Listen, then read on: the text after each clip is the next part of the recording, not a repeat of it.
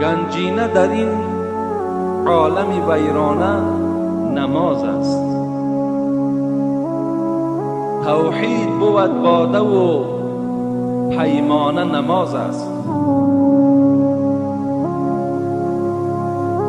بی سجده به درگاه خدا راه نتوان یافت. گر کعبه روانی در آن خانه نماز است. گنجینه در این عالم ویران نماز است.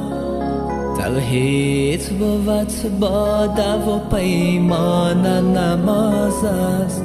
گنجینه در این عالم ویران نماز است. توحید بود باده و پیمان نماز است. به سجده به درگاهی خدا ره نتوان برد. گر کعبه روانی در آن خانه نماز است.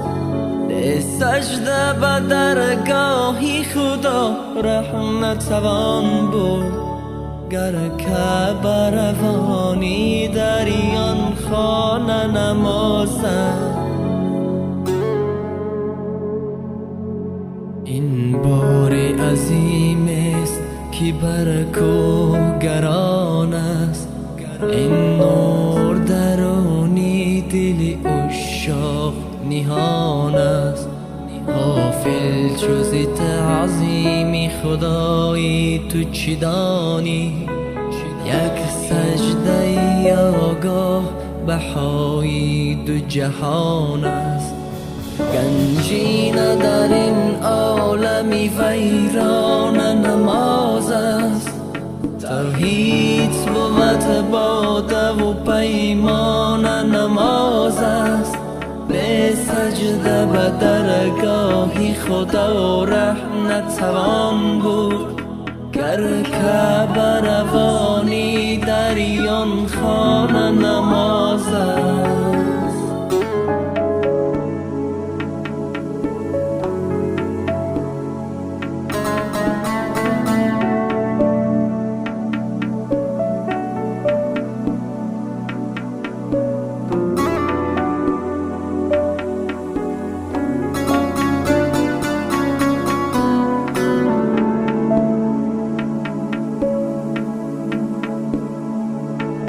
گر در دل تو درد و غمی عشق خدا نیست.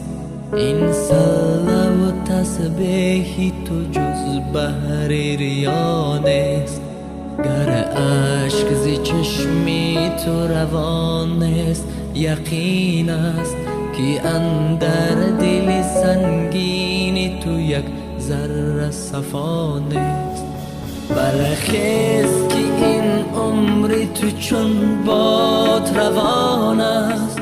بنگر که اجل در پی هر پیر و جوان است.